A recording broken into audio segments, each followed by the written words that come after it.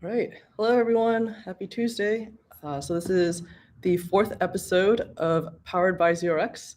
It's good to see you all out in the audience there.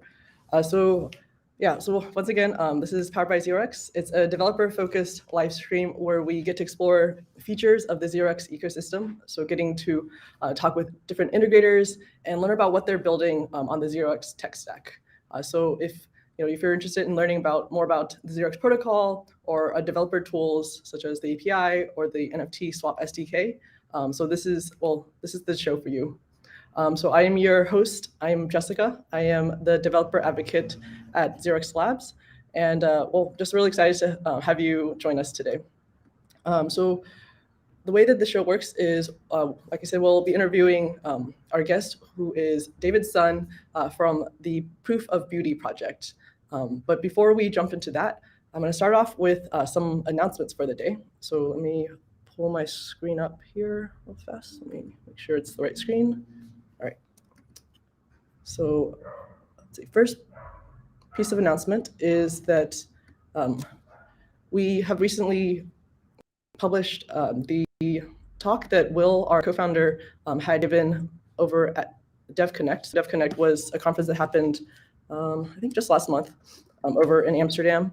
So it's a really good talk about the MEV-aware design that we've incorporated into our decks. So definitely recommend checking this out. You can find it on our YouTube. It should be one of the first videos up there. Second piece of news is NFT NYC. So this is a really big NFT industry event that's coming up actually later this month. So late June 20th to 23rd. So our team will be there. If you actually got to take a listen to our episode from last week with the Trader team, they'll be there. So they're the ones that built out the NFT swap SDK, which we'll actually be talking a little bit about today. And then, so if you're attending this event, please do stop by the booth. We'd love to have a chat. We also have, some really awesome plans scheduled for that event. So definitely stop by our ZeroX booth at NFT NYC. Even if you can't make to the event, and if you're in the area, we'd love to just grab a coffee, get to know what you're building. So do hit us up if you are in that area and around for NFT NYC. And kind of related to that, I want to surface again the DAO grant. So the ZeroX DAO is giving a grant for projects who are using the ZeroX v4 and NFT swap in any way, and if you're building on the Polygon network. So you can find this document here, as well as the qualifications and the commitment, the monetary commitment that the DAO will be providing for those who get the grant. So if you're interested in building a project, an NFT project, definitely fill out this application form. This is a great opportunity to get funded, if you're building an NFT related project. And then the last piece of news also is a conference related piece, is that there's a conference coming up beginning of July, so July 9th through 10th. This is taking place over in Vancouver, BC. So the festival is called Festival, and the aim is focused at onboarding the next 1,000 women into Web3. So there's tickets available now. If you can't make it in person, there are actually virtual tickets. So if you yourself or you know of a woman in your life who is interested in Web3 and wants to learn more, definitely point them to this event. The founders of this event and the organizers are just a great team. So they'll be talking about the basics of what the F is a blockchain, all the way up to like how the F do I build in Web3. So it's a really great opportunity to learn the basics, the building blocks of getting into the space. And for those who are interested, who have built something already, there's an opportunity to pitch and actually win $25K for your project. So again, these pieces of news are available, linked below, so definitely check that out. All right, so with those pieces of news out of the way, I am super, super excited to bring up our guest today. So we'll be talking with David Sun, who's the creator of a project called Proof of Beauty. So it's an experimental token studio that's really pushing the standard of token standards in general, and specifically focusing on NFT standards. So we'll also be diving into the Hash project. So I kind of think of it as like Proof of Beauty as the umbrella project, and Hash is one of the projects under it. So Hash is an art collection that archives Ethereum history through pieces of generative visual art. So there's a lot of history that's happened on chain, but how do we capture that and really store it in a memorable and contextualized visual way? And there's also a power marketplace behind it that we'll be diving into that is powered by ZeroX. So with that introduction, let me bring David on the screen. Hey, David. Oh, is your audio? I don't know if I can hear you. Maybe it's coming in from. I have hit the mute button, so okay. Sorry about that. Okay. But yeah, cool. Welcome again. Hey, yeah, good to get to chat with you. Yeah, really enjoyed our prep call. So happy to have you on screen. Yeah. Oh, actually, wanted to let those know who are watching. Whether you're watching on YouTube or Twitter, please send your messages. David will be able to see them. And so, yeah, how about we start off with an introduction from yourself? Tell us a bit about how you got into space, maybe how you ended up at Proof of Beauty. Yeah. I mean, to kind of first kind of help clarify what I currently do. Proof of Beauty, I think it's sometimes best described as a studio. We are just a conglomerate is a lot. Two people who are really passionate about pushing the NFT ERC20 1155 standard, pushing those in a way that are not strictly technical, but more so speaking about how can we use mechanics to tell stories, to create cultural events. That's what we're really interested in. But yeah, so my story, I was part of the ICO era. Like I guess I'm born of that generation in crypto. And I've certainly lost my share of money then, and decided that the only way to recoup was to start learning about the space a little bit more meaningfully. So I started to read the white papers, and one of the first white papers I personally read was actually the ZeroX V1 white paper.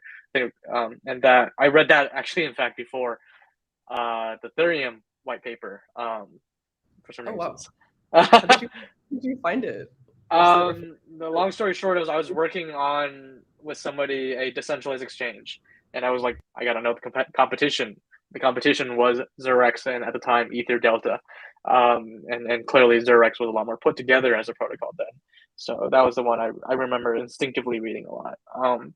But fast forward some time, I was given an opportunity to join ZeroX as an intern for a summer, and when I was there, I worked on different parts of making ZeroX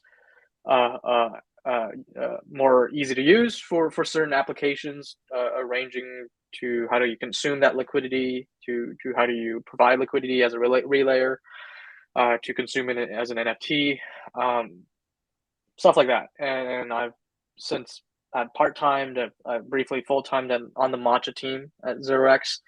But during my tenure at Matcha, I had a side project going on that kind of slowly grew and grew, and that is Hash, and grew to the point where it certainly meant that the studio was going to become something that was going to take a lot of my time, and I moved on from my time at ZeroX to full-time Proof of Beauty Studios. But yeah, so definitely have my own loyalties to the ZeroX team. Nice. Well, I think that's cool. That's a pretty aspirational story where you almost like you were seeing them as like you stumbled upon them as competition, and then you joined them, and then you started using the product, and then you spun out and built your own product that is using them. So yeah, it's like almost it's like a pretty neat thread that has kind of continued through to different parts Yeah. of different parts of Yeah. your career in that way. Yeah. Cool. So yeah, maybe let's dive in a little bit to, well, maybe the distinction between hash and proof of beauty. So Yeah. yeah, can you talk a little bit about that? And Yeah. I mean, this part. you said conglomerate earlier, so yeah, what does that mean? Yeah. This part has always been a point of confusion for our community and also even to a degree to ourselves. But Proof of Beauty Studios, which is, I think, when we refer to Proof of Beauty, POB, POB, that we're referring to the studio. That's you can imagine that that's the legal entity, kind of like Xerox Labs versus the Xerox Protocol. The relationship there is one defines the human capital. So we are myself and Ash, which is somebody who has previously interacted with also the Xerox team. We both are the main partners in this business that we call Proof of Beauty Studios, and we create projects, right? And these projects are like, well, we like to label them as IPs, like, right? They're housed, they're unique. They have their own sub communities, but we kind of like a game studio creating games, we create NFT experiences. So Hash is one of our first ones, the one that kind of put us on the map. We have London, which is another totally different project that experimented with ERC20s. And then we have future projects that we want to line up, but like we're kind of building out a portfolio of interesting experiments as a studio, which is kind of what we're all about. But yeah, and every project has their own kind of certain requirements. Some, like Hash demanded a marketplace, so we built a marketplace, and some other projects don't need that. So allowing us to segregate these projects into their own little camps allows us to kind of build the right things for each as a studio. That's cool. So essentially getting specialized in different spheres. So whether Yeah. like the ERC20s or the ERC 721s, like you have different focuses for different focuses. Cool. So how about let's then dive into Hash, since that's kind of the focus for today. Kind of give me the TLDR of what Hash is. I think you talked a little bit about it earlier. Do you want to expand it a little bit more? Yeah. Hash as a project is about memorializing history and doing it in the most Web3 tokenomically sound way. I think that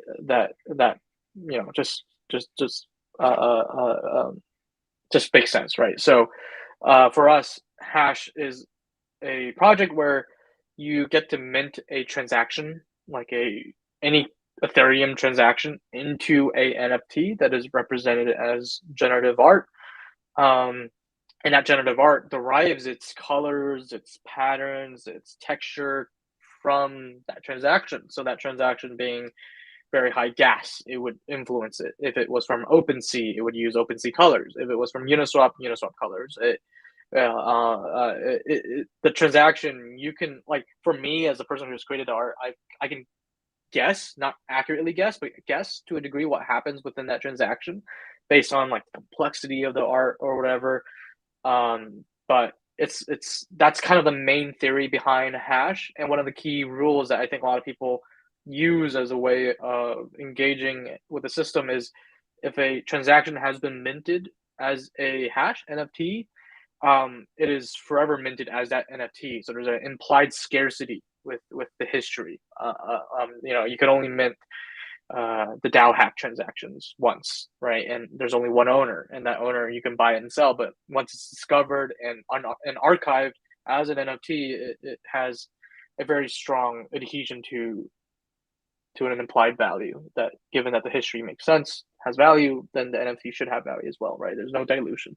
But yeah, and with this project, because history is such a social experience, we knew we couldn't just stop at abstract art. So we enabled users to add titles and descriptions to the NFT metadata. We've allowed people to embed tweets, embed other NFTs into this comment section in every NFT to allow them to tell a story that is captured in this abstract piece of art, abstract transaction, right? And that rich history, I think, previously was kind of floating around on Twitter, but we've kind of given a place where its primary source reference and its storytelling is all in one place.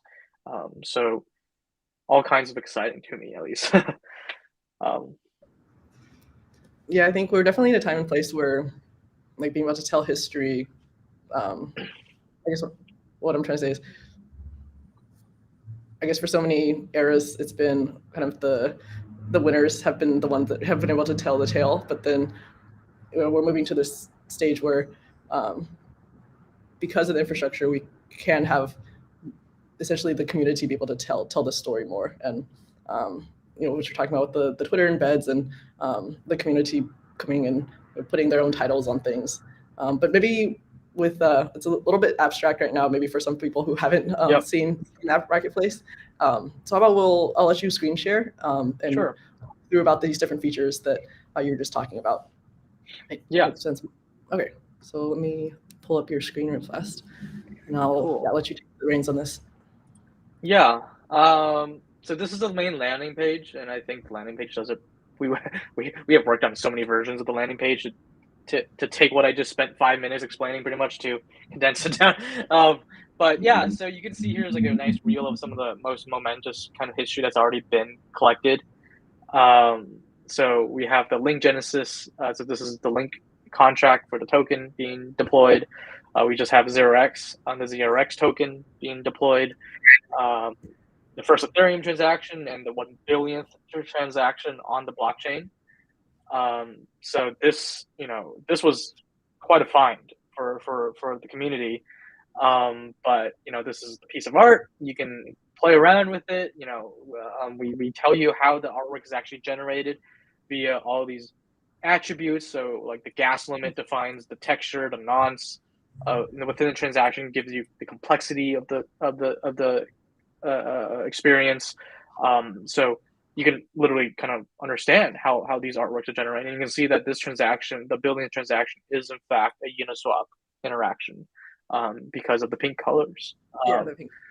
Yeah, and you can even see here on the right side is these information has been provided by the very minter, the person who found this transaction. So this person describes what it is, and it was accomplished. This 1 billion transaction took 2009 days to get to here, and this guy certainly has discovered it via with the Google Cloud big data platforms, right? And we've seen a lot of people within our community do that, and so this has been a whole journey because I remembered instinctively this transaction took quite a bit from 4 or 5 few people disputing which transaction is in fact 1 billion, because technically you know which block by number, but within a block the transactions are sequenced in a certain way, right? And so a lot of work had to be done to find that billionth, right? And so with that, we have the community come back and say, hey, I in fact verify that this is correct. There's an upvote system, so it's social. But yeah, like we're like with these NFTs, like yes, we kind of this box technically is what we as a studio has contributed, but beyond that, it took the matter of the community to find it in the first place, tell its story, verify its story through social signaling, and bring this history to light, right? Because I don't think this moment of history would have been seen without a project that is about memorializing it, right? And to kind of help celebrate this more, we've even built a really nice, rich search system, so you can actually search by literally what regular words to find history, right? And this, so you don't even have to like look for specific transactions. You can type hacks, and you can quite literally find any transaction where the word hack was described in its titles and descriptions. And to a degree, you can even search your own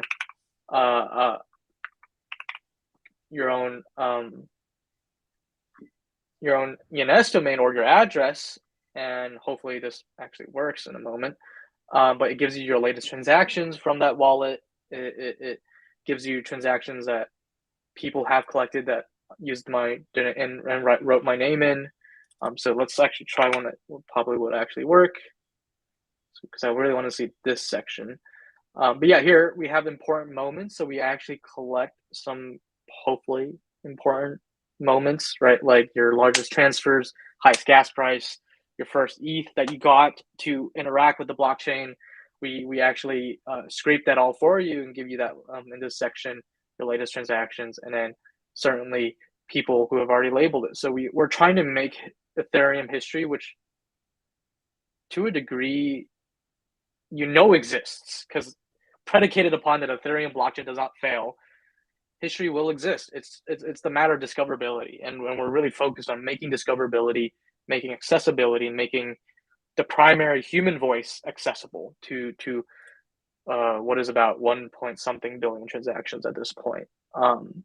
So yeah, you can explore the system. We have a feed where you can actually see other comments where people have embedded messages and the like. People have verified things. There's been tweets embedded related to those transactions, and it's kind of crazy to kind of just see stories told like this, right? And to a degree, because if you were to click on any of the transactions, these NFTs, the NFT is so much more than just the title and the artwork. We knew from the beginning that if we wanted to allow these NFTs to really bloom, we had to control the marketplace as well. That made a lot of sense to us, because not to shame or discredit modern NFT marketplaces, but they're designed with a confined standard that, for largely, it is attributes, a image, and a title, and then even a description is kind of like pushed down. So for us, we knew that, like, well, the artwork is only like 10% of the whole NFT. The value of it comes from everything else.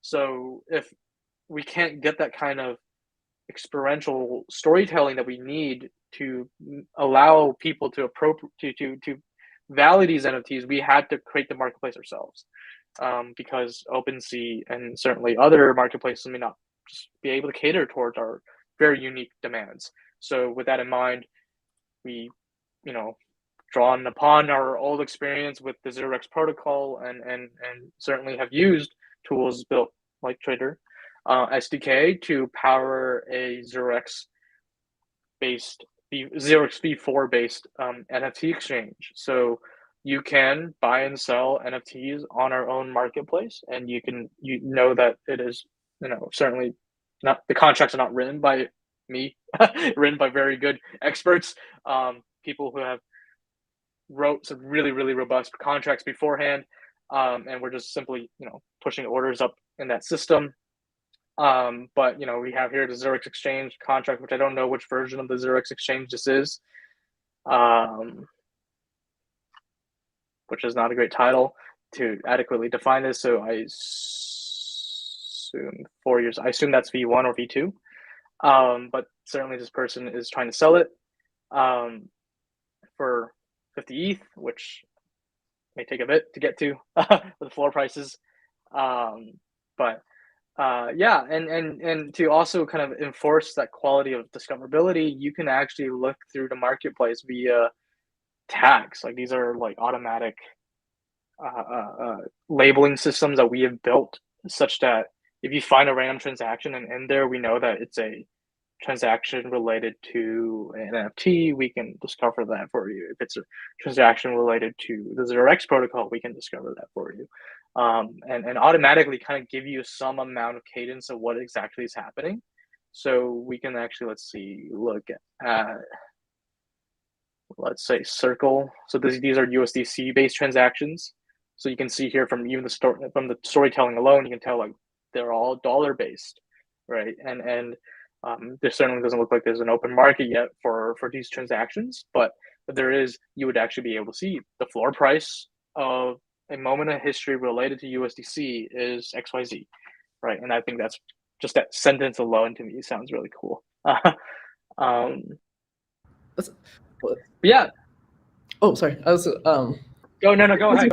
I think this was, yeah. There's like so many pieces here, which is great. I think the narrative that you're painting of just understanding like why the marketplace was important to create your own marketplace.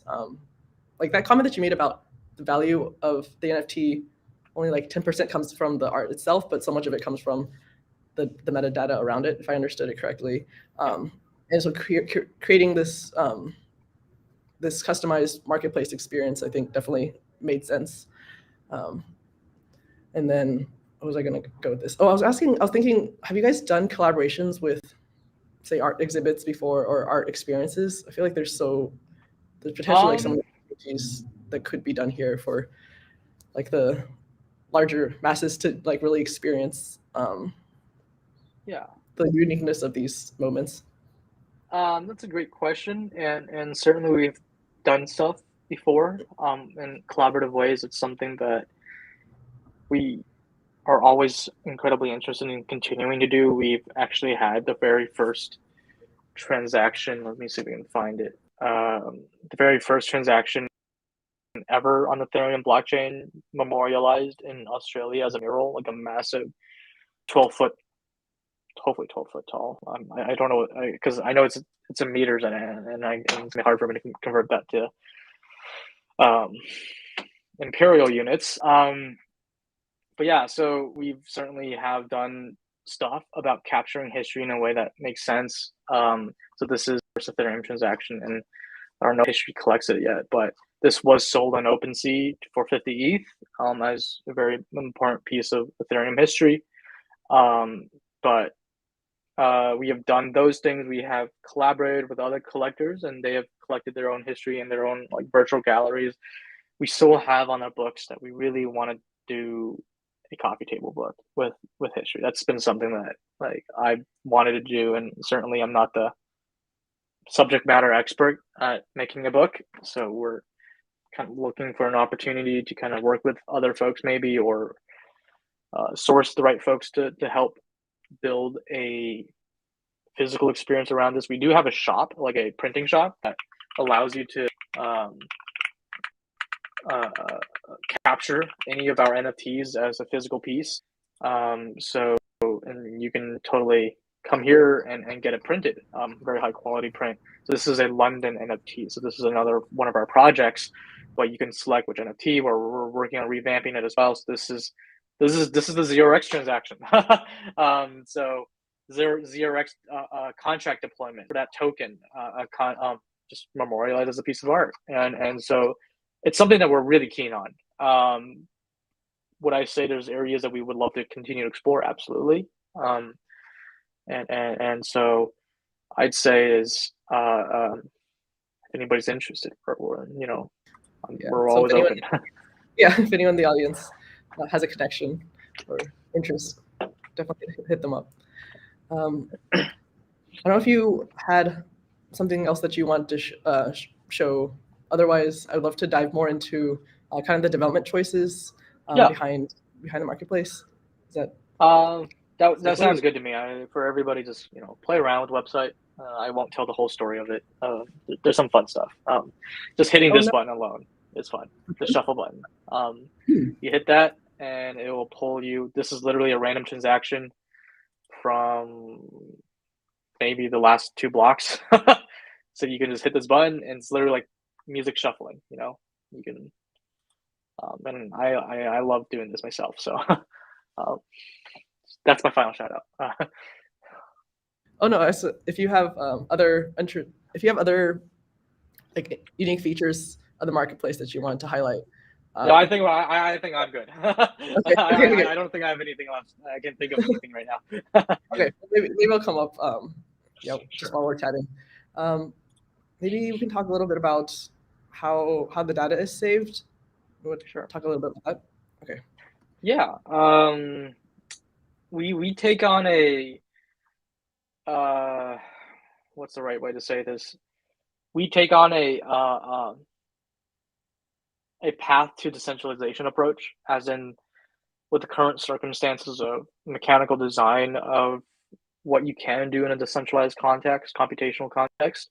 There's just certainly some things that we can do. in a sustained way that doesn't eat gas price. So what do I mean by that is we pretty much store as much as we can on IPFS and give a pointer of that on chain. But we do use off-chain tooling to help kind of glue everything together. And we build our off-chain tooling in a way that, given a future where we see computationally more capable blockchains or decentralized computational environments, we can shift what we do have off-chain onto these on-chain environments.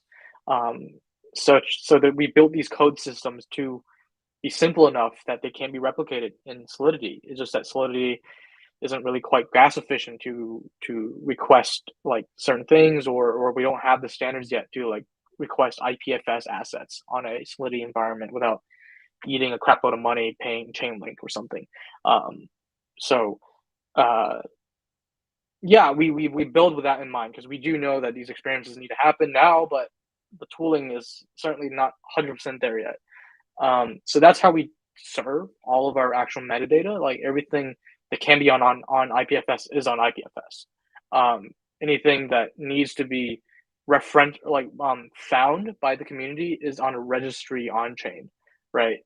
But everything else ranging to like, the labeling of a transaction, like is it a minting, that is all on off chain because we handle that through our service.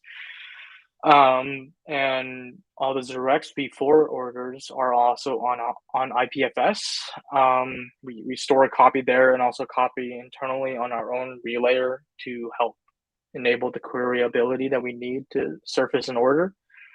And so yeah, we take that kind of approach where we are all about Web3, but we do as much as we can to push the atomic components of a transaction of this NFT on chain or decentralized, but to do the orchestration, that part we're not ready yet, I think, in the Web3 world. Because if you think about it, right, like we created the artwork.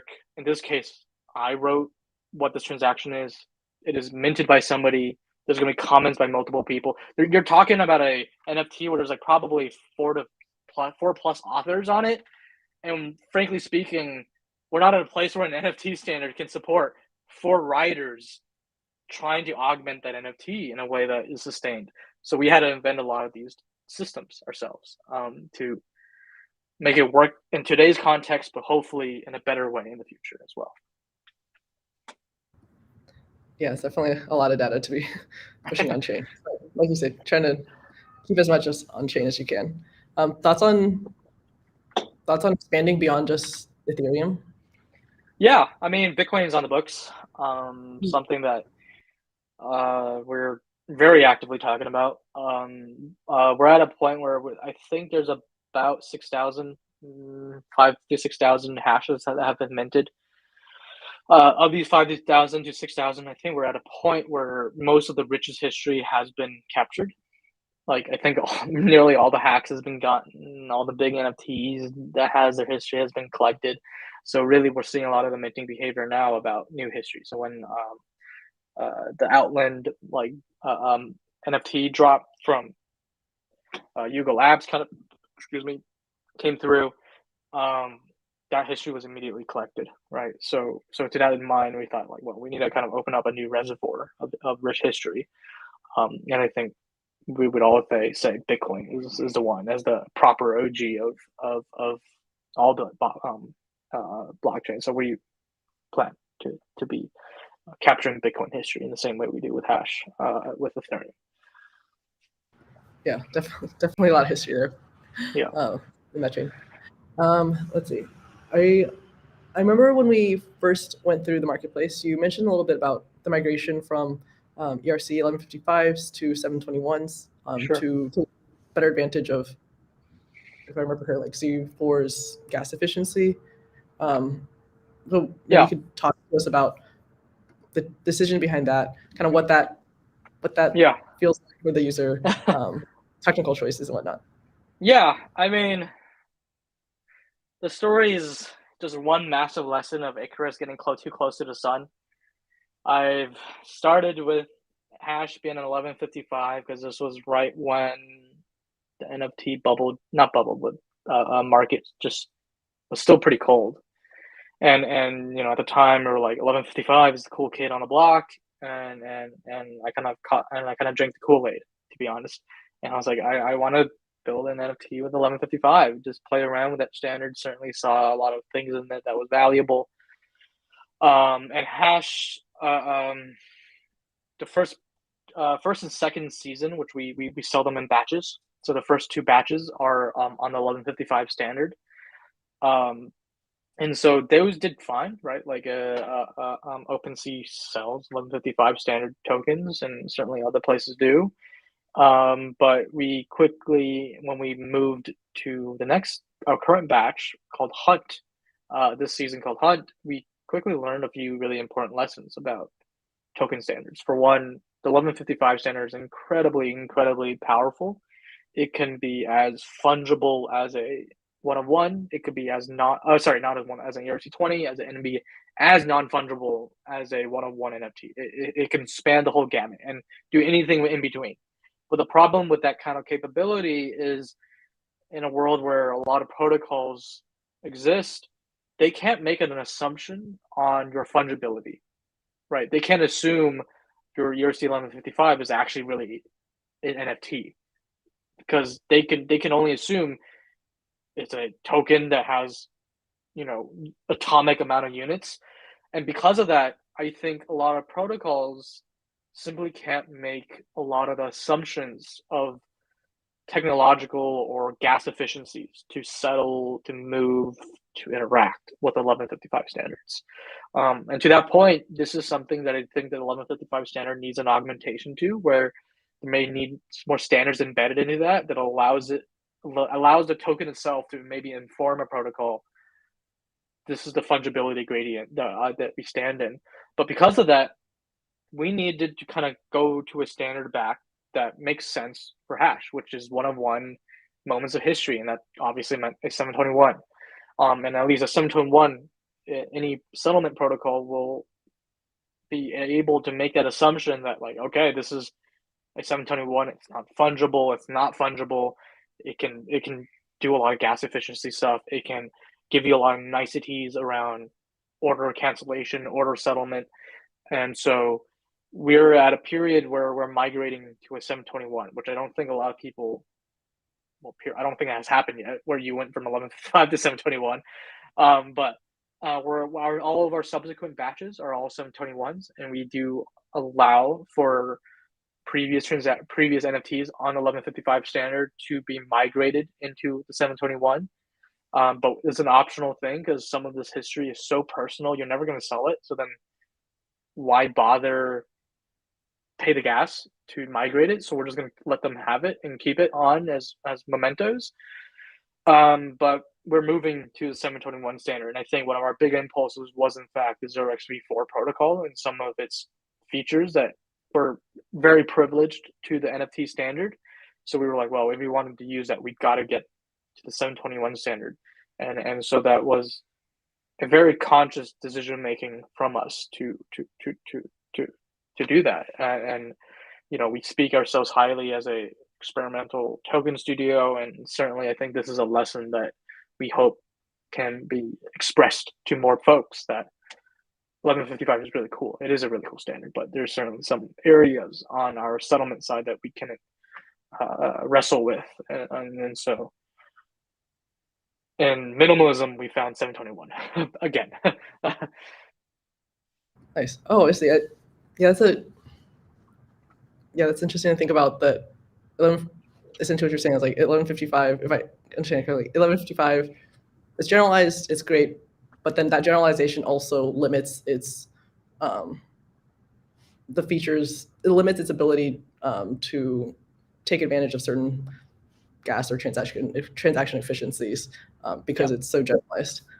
I mean, to that point, I do think that for 1155s to really excel, we do genuinely need more bespoke marketplaces, because every 1155, from a game company to us, will have a different spec for an 1155 fungibility. It could be you have a sword that has 10,000 copies of it within one NFT, within one token, or you could be like us, where we're going to have one-on-ones, right?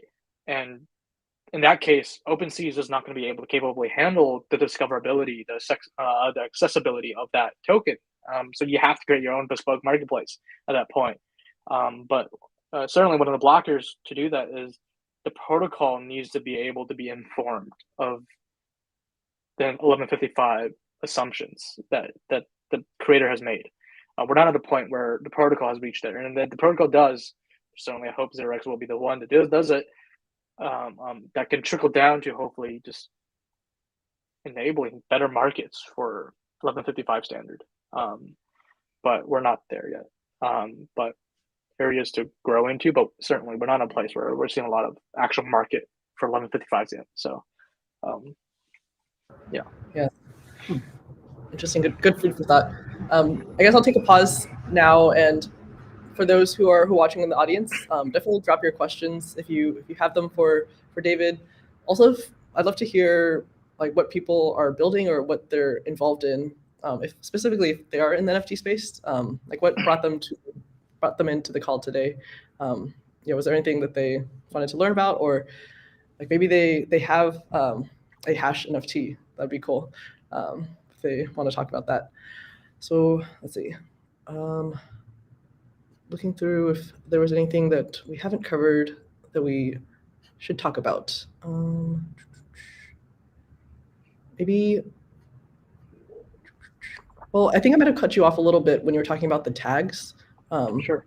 Was there anything that you wanted to expound on there?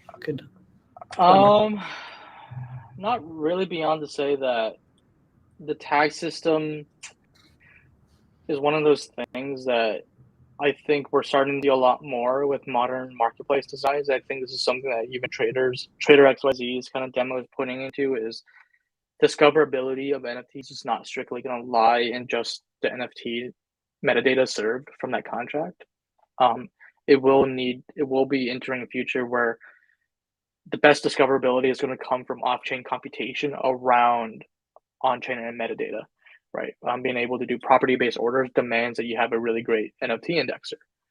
For us to discover these are all off-chain, right? For one, it's just unsustainable to put it on-chain, and we'll literally run ourselves out of business just eating that gas, right? But we need this to make this NFT marketplace accessible, usable, right? So is the rich search system, right?